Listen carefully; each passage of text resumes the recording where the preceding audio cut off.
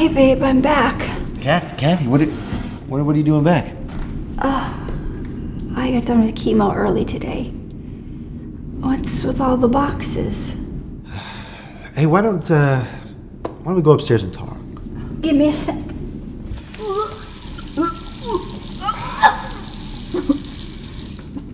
I'm sorry. I'm so nauseous. I'm trying to be strong, but it's like this chemo is taking the life out of me. The only good thing I have in my life right now is you. Look, now's probably not the best time to tell you this, but Hey, babe, we should get going before... Jess? What are you doing here? Hi, Kathy. I hadn't realized you were home. I don't understand. What's going on? why don't we all go into the other room and talk? No, Eric. You're going to tell me right now what's happening.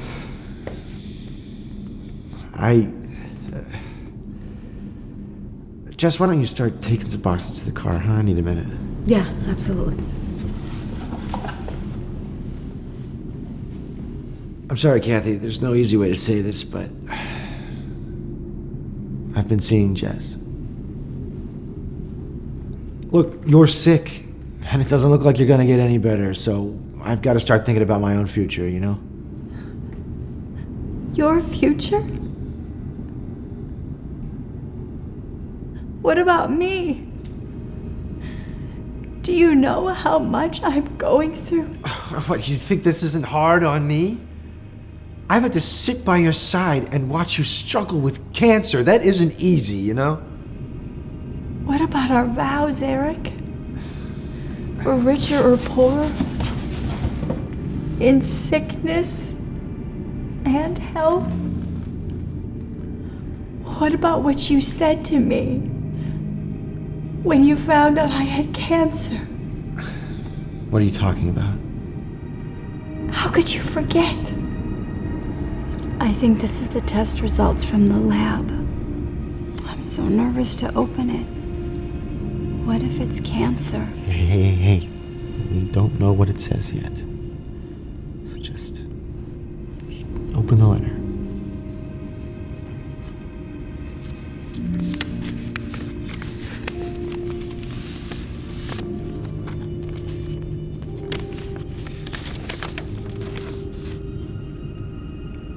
It's cancer.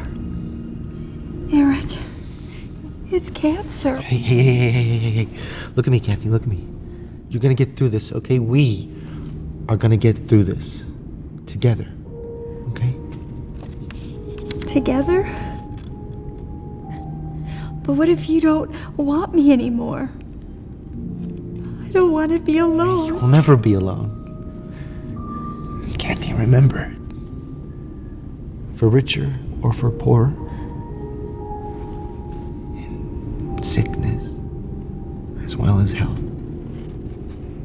I'll always be by your side. I love you.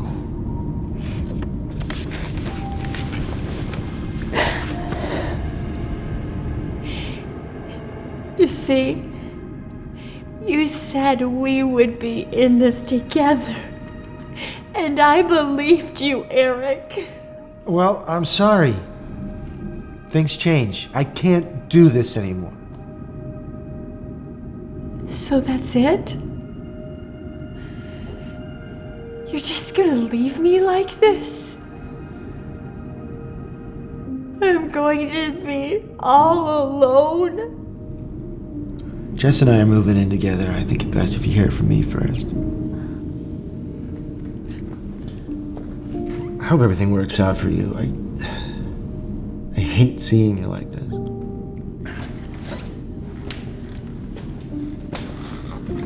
Oh, you know, I was thinking about a divorce. Given the circumstances, it doesn't really seem necessary. Why spend the money if you're just gonna... Never mind. I'll just come back later when you're not here to pick up all this stuff. Okay?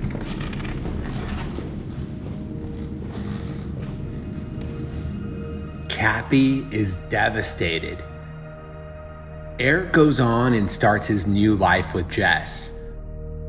Now that he doesn't have to worry about Kathy anymore, he doesn't seem to have a concern in the world.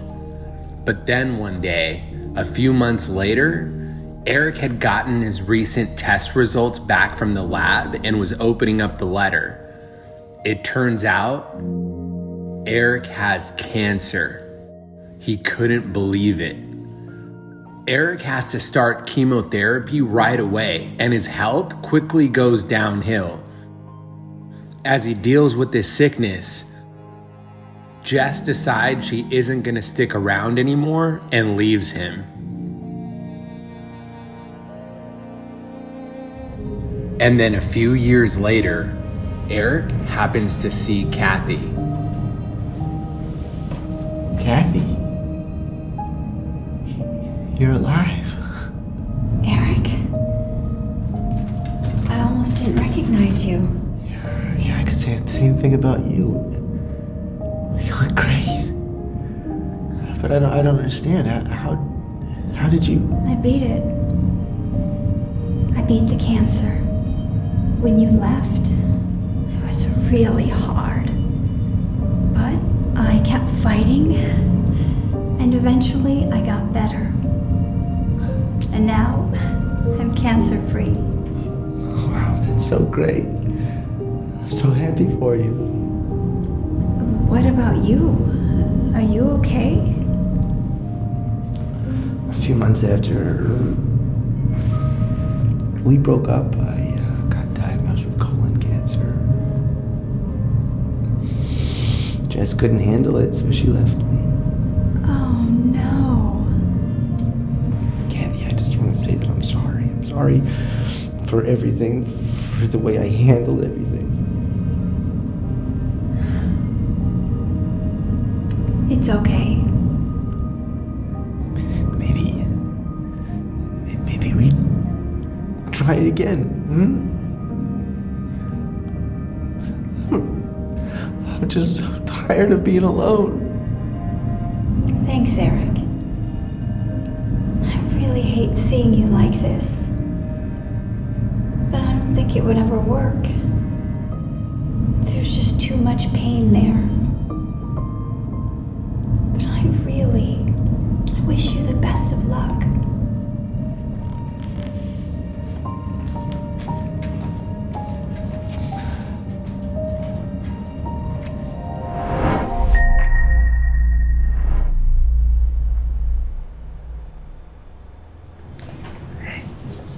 She's finally asleep.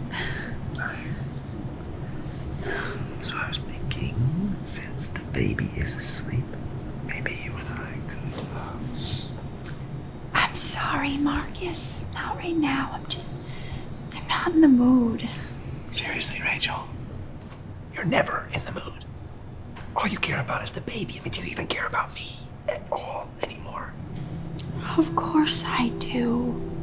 I love you.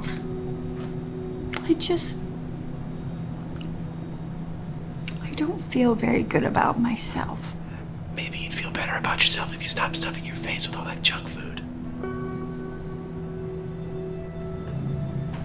What is that supposed to mean? It means that you used to have such a great body, and look at you now. The baby came out and you still look pregnant. How could you say that to me? I just gave birth a few weeks ago. Okay, yes, thank you. Yeah, cry like you always do. Marcus.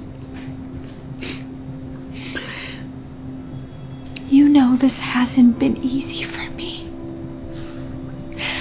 I have been struggling with postpartum depression. There is no such thing as postpartum depression, okay? My mom never had it. So just stop believing that lie.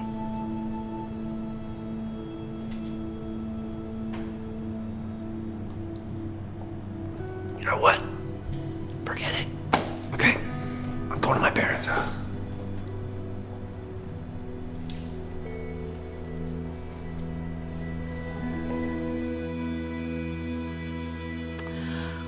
Okay, honey.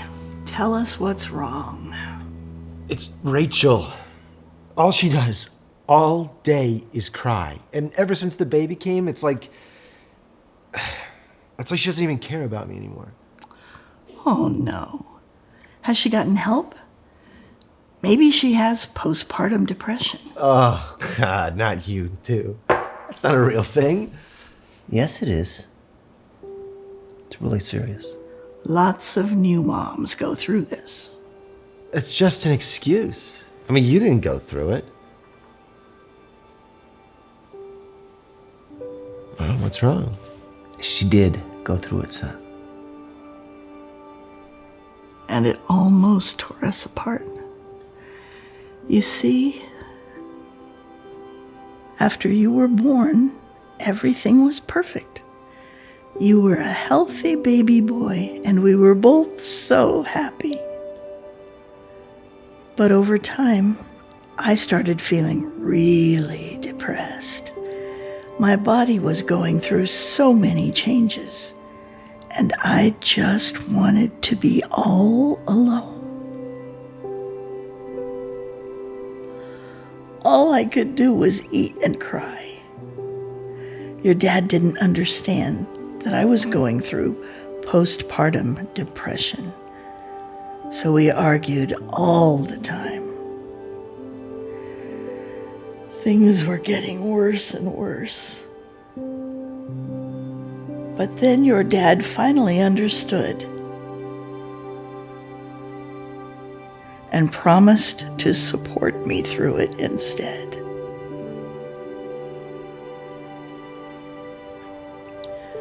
So you see, son, postpartum depression is very real. I'm sorry, Mom. I'm sorry that you went through all that. I just feel terrible now for how I've treated Rachel. Please, son, just go to her and help her. As men, we can't begin to understand what it's like to be a new mom. So just be there for her. I will. Thank you. I love you. Love you too. Okay. I gotta go. But, I'll call you, okay?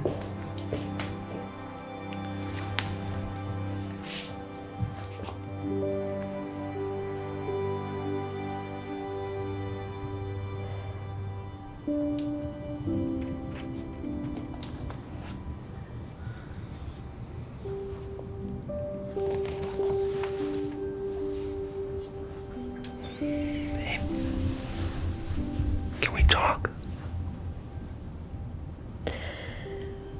I don't know if I can do this anymore, Marcus. We've been fighting so much. I know. Look, I came up here to say I'm sorry. I realize now that postpartum depression is real. And I just feel terrible for the way that I've treated you. Do you really mean that? Yes. And going forward, I'm going to be a lot more understanding of it. I promise to support you through this. Can you please forgive me? Please.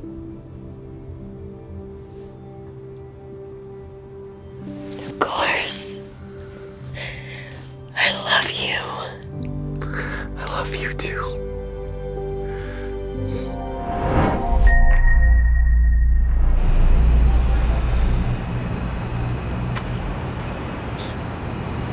Rolls Royce. Should have been mine. Sweet ride. Always wanted one of those. Hey, if you don't mind me asking, what do you do for a living? Yeah, sure. I actually own several cafes. Well, my mom and I own several cafes. Here. Take a card.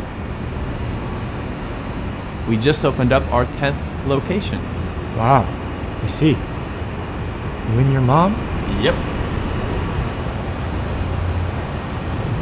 Wait, Tara, is that you? Oh. Brian. It's been a while. Oh my god. So does this mean that he's my... Yes. He's your son. But I don't understand. How can you afford all this? How did this happen? Well, you see, I'll never forget the day I found out I was pregnant. Hey Tara, check out our new menu. Tara? You okay?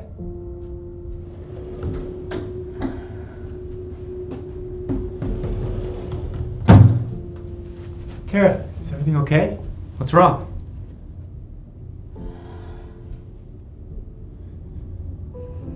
What? Please tell me this is some kind of joke. No, Brian. I'm pregnant. No, you can't be. We can't afford to have a baby right now. Our cafe is just starting to take off. But maybe we can make it work. Being a mother is something I've always dreamed of. Well, what about my dreams? I've always wanted to be a millionaire and drive a Rolls Royce. How am I supposed to do that when I'm raising some baby? Please. I'm not getting any younger. I want to have this child. Look, it's either me and our business or this baby. I can do this cafe without you, so you choose. Tomorrow, we're going to the clinic. And then there was that day at the clinic. Who would have known that would be the last time I ever saw you? Hi, Tara. Are you ready? Yes, she's ready. Look, if you need more time to think about this, it's perfectly fine. It's a big decision. Yes, I mean, I don't know. No, she doesn't need more time to think about it. Let's just get this over with. Tara, listen to me. You are the one carrying this baby. It is your decision. Look, you listen to me, and I'm not going to say this again. It's either me and our business or this baby. So what's it gonna be?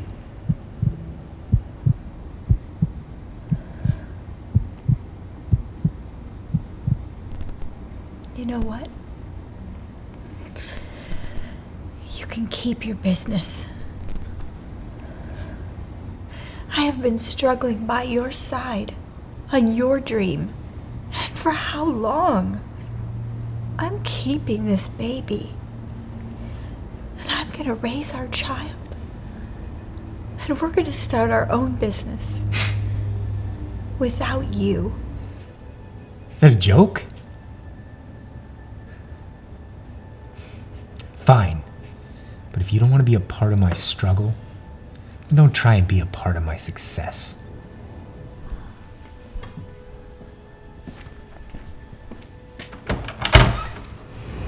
After you left, I was all by myself. It was one of the most difficult times I had ever been through. But somehow, when our baby was born, and I held him in my arms, I knew I made the right decision. And as he got older, we decided to start our own business, Mom and Son Cafe. And with us working as a team, it became more successful than we could have ever imagined. So you see, that's how it happened. Wow. I can't believe it. My son. You must be Brian. I've heard a lot about you. I'm so glad. And now you're all grown up. And you've become a businessman, just like your old man. Look, Tara, I was wrong about everything. I should have been there for you and our son. After you left, the cafe just went downhill. It wasn't the same without you. We could start over. Please? We could call it Dad, Mom, and Son Cafe. That's really not up to me. Son, it's your decision. Well, I was taught that if somebody isn't part of your struggle, then they shouldn't be part of your success. So I don't think so. Besides, I like Mom and Son Cafe. Has a nice ring to it.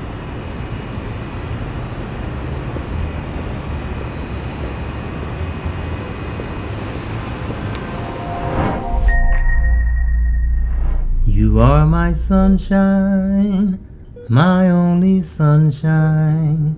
You make me happy when skies are gray. You'll never know, dear, how much I love you. So please don't take my sunshine away. It's me, baby. Remember you used to sing that song when we first met?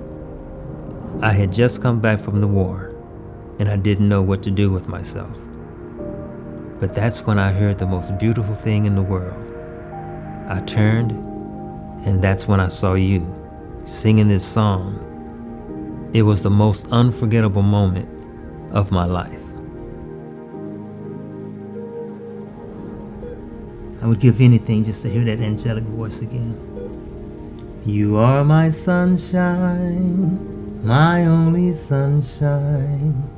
You make me happy when skies are gray.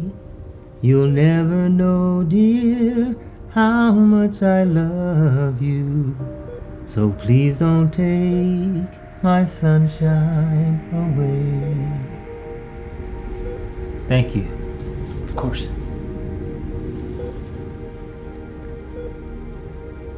Hey, babe.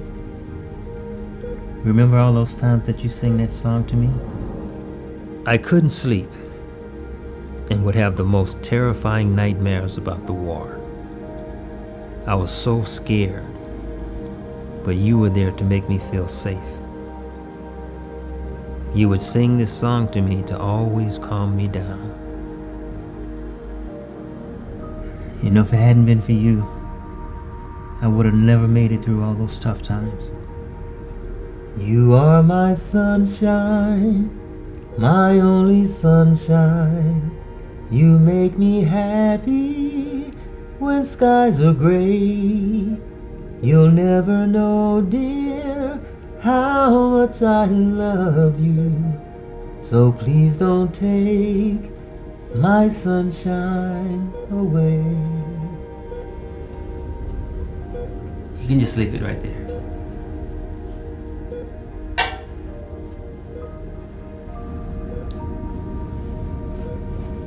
Excuse me.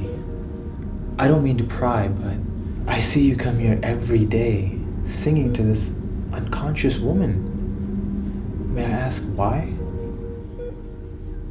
This woman is my wife. And she's here because she was trying her best to make me feel at home.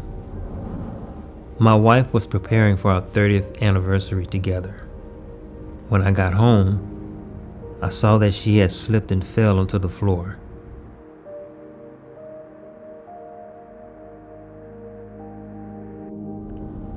I sing this song because it was her favorite song to sing.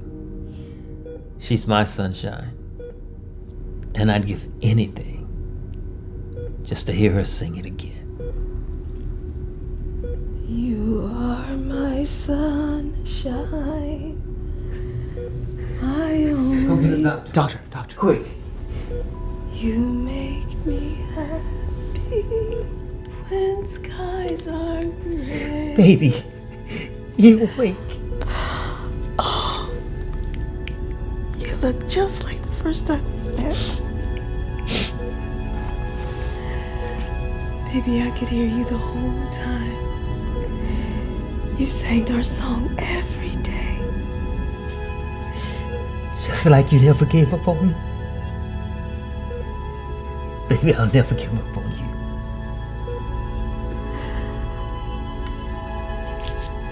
You'll never know, dear, how much I love you.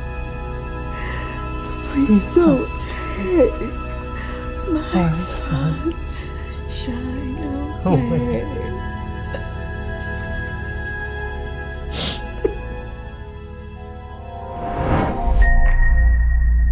I am sorry to keep you both waiting. You might want to have a seat for this. Why, is something wrong? Well, at this stage, it's still a little too early to know for sure. But based on the initial assessment, there is a high likelihood that your son may be on the autism spectrum.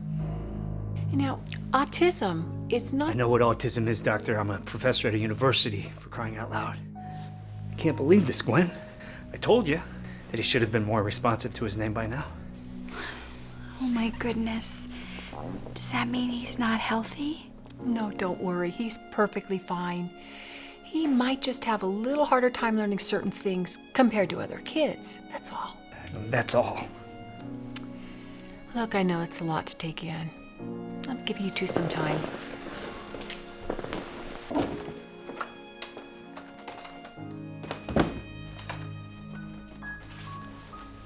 Can't believe this. So what are we gonna do now? What do you mean? He's our son. We're gonna stand by his side no matter what. Come on, Gwen. I'm a top professor at the most prestigious university in the country. I can't have a son that has learning issues. I need a smart child I can be proud of, not one with autism. Look, we could have another kid. I know this isn't easy, but we have to give him up for adoption. What? We are not giving up on Chance. We're his parents. Besides, just because someone has autism, it doesn't make them any less intelligent. I'm not gonna argue about this, Gwen. It's either him or me. Now, decide. You know I can't make that decision. Please. This is your last chance, Gwen. You either give him up for adoption or I'm gone. What's it gonna be? Fine. Have a nice life.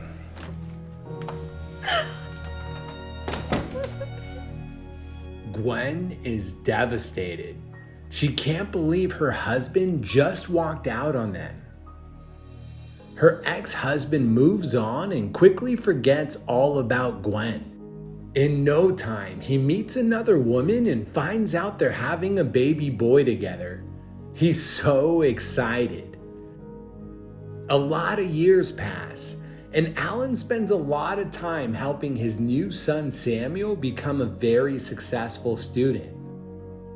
Samuel constantly gets A's in all of his classes, and he even gets a near perfect score on the SAT. Samuel does so well that he ends up getting nominated for a full ride scholarship to a very prestigious university. Alan could not be any more proud of his son. They both get ready to attend the scholarship ceremony. Hello, are you here for the Dhar Mann Scholarship Ceremony? Actually, my son's been nominated. He scored in the top 1 percentile on the SAT. Wow, that's very impressive. Well, go ahead and take a seat. We'll be announcing the winner momentarily. Thank you. Great. Good afternoon, ladies and gentlemen, and welcome to the 3rd annual Dhar Mann Scholarship Awards. Yeah. We'll be awarding our highest scholarship to a very special student who scored the highest on the SATs. And we are so honored to announce that the winner of this year's Dhar Mann Scholarship is Chance Wilson.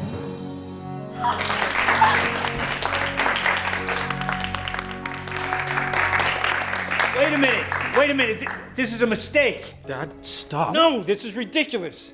My son scored 1590 on the SATs. I thought this was a scholarship for the smartest kid in the country. Well, actually, it is. Why don't we let Chance tell his story? Go ahead, Chance. Hello, everyone. This is such an honor. I never dreamed of standing here to accept this award tonight.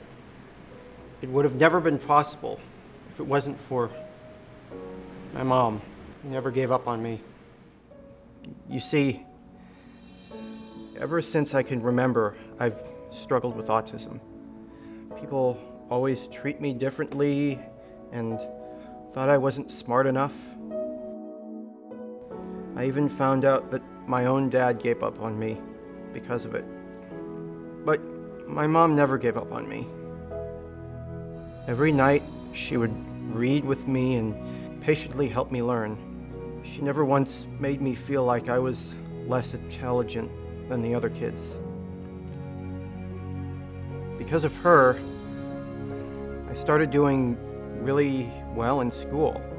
So well that I began getting straight A's in all my classes and ended up as one of the top students in the country. So you see, because my mom never gave up on me, I never gave up on myself. And I ended up getting a 1600 on the SAT. Perfect score. More importantly, I proved that just because you have autism, it doesn't make you any less intelligent.